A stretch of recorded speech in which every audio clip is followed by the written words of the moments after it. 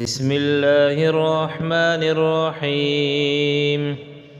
قل أوحي إلي أنه استمع نفر من الجن فقالوا إنا سمعنا قرآنا عجبا يهدي إلى الرشد فآمنا به ولن نشرك بربنا أحدا وأنه تعالى جد ربنا ما اتخذ صاحبة ولا ولدا وأنه كان يقول سفيهنا على الله شططا وأنا ظننا أن لن تقول الإنس والجن على الله كذبا وأنه كان رجال من الإنس يعوذون برجال من الجن فزادوهم رهقا وأنهم ظنوا كما ظننتم أن لن يبعث الله أحدا وأنا لمسنا السماء فوجدناها ملئت حرثا شديدا وشهبا وأنا كنا نقعد منها مقاعد للسمع فمن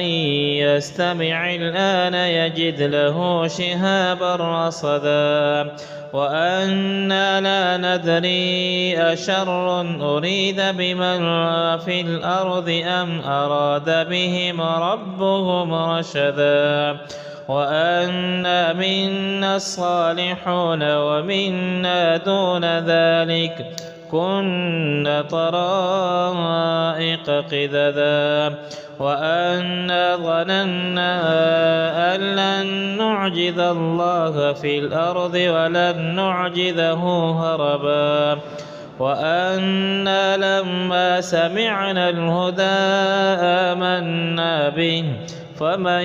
يؤمن بربه فلا يخاف بخسا ولا رهقا وأنا منا المسلمون ومنا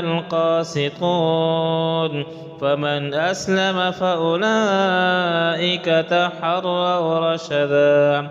وأما القاسطون فكانوا لجهنم حطبا وأن لو استقاموا على الطريقة لأسقيناهم ماء غدقا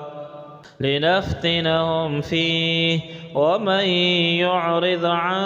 ذكر ربه يسلكه عذابا صعدا وأن المساجد لله فلا تدعوا مع الله أحدا وأنه لما قام عبد الله يدعوه كادوا يكونون عليه لبدا قل إنما أدعو ربي ولا أشرك به أحدا قل إني لا أملك لكم ضرا ولا رشدا قل إني لن يجيرني من الله أحد ولن أجد من دونه ملتحدا إلا بلاغا من الله ورسالاته ومن يعص الله ورسوله فإن له نار جهنم خالدين فيها أبدا حتى إذا رأوا ما يوعدون فسيعلمون من أضعف ناصرا وأقل عددا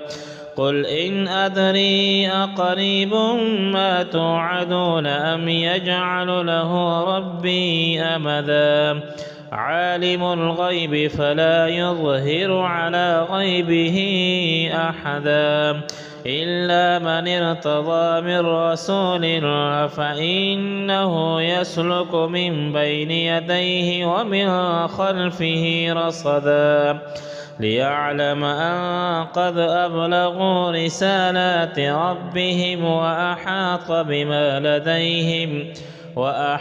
بما لديهم وأحصى كل شيء عددا.